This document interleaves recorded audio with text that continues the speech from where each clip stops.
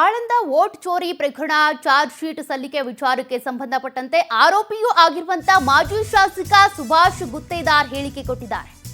ಆಳಂದದಲ್ಲಿ ಏನು ವೋಟ್ ಚೋರಿ ಪ್ರಕರಣ ಆಯಿತು ಅದರ ಚಾರ್ಜ್ ಶೀಟ್ ಸಲ್ಲಿಕೆ ವಿಚಾರಕ್ಕೆ ಆರೋಪಿಯೂ ಆಗಿರುವಂತಹ ಮಾಜಿ ಶಾಸಕ ಸುಭಾಷ್ ಗುತ್ತೇದಾರ್ ಅವರ ಹೇಳಿಕೆ ಇದು.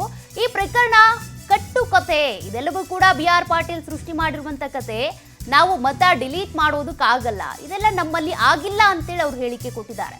ನಾನು ನನ್ನ ಪುತ್ರ ಮುಂದಿನ ಎಲೆಕ್ಷನ್ಗೆ ಸ್ಪರ್ಧೆ ಮಾಡದಂತೆ ಈ ರೀತಿ ಕುತಂತ್ರ ಮಾಡ್ತಿದ್ದಾರೆ. ಕೋರ್ಟ್ನಲ್ಲಿ ಗೆಲುವು ಸಿಗುವ ವಿಶ್ವಾಸ ನಮಗಿದೆ ಅಂತ ಮಾಜಿ ಶಾಸಕ ಸುಭಾಷ್ ಗುತ್ತೇದಾರ್ ಹೇಳಿಕೆ ಕೊಟ್ಟಿರೋದು. ವೋಟ್ ಡಿಲೀಟ್ ಮಾಡಿದ್ದಾರೆ ಅಂತ BR ಪಾಟೀಲ್ ನಮ್ಮ ಮೇಲೆ ಆಪಾದನೆ ಮಾಡಿದ್ದಾರೆ. 23 ಇಸ್ವಿಯಲ್ಲಿ ಎಲೆಕ್ಷನ್ ಆಗಿದೆ.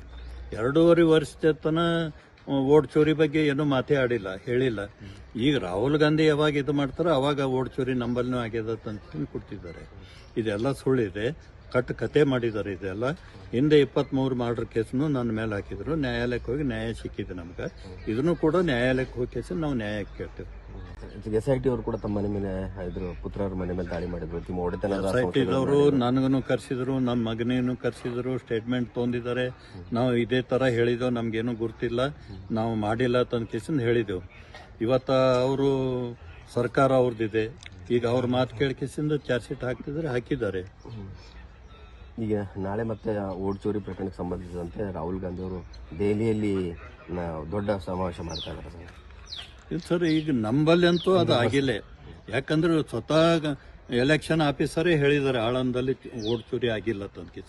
ಇನ್ನ ಏನು ಬೇಕು ಅದಕ್ಕಿಂತ ಸುಳ್ಳು ಆಪಾದನೆ. ಈಗ ವೋಟ್ ಚೋರಿ ಆಗ್ಬೇಕಾದ್ರೆ 7 ನಂಬರ್ ಫಾರಂ ತುಂಬಿ ಅಂಗನವಾಡಿಯವ್ರು ತಂದು ಇವತ್ತು ತಹಶೀಲ್ದಾರ್ ಆಫೀಸ್ ಕೊಟ್ರೆ ತಹಶೀಲ್ದಾರ್ ಡಿಲೀಟ್ ಆತ. ನಾವು ಕೂತಿ ಮಾಡ್ತೇವೆ, ಡಿಲೀಟ್ ಅಂದ್ರೆ ಆಗಲ್ಲ. ಸುಳ್ಳು ಆಪಾದನೆ ಇದು.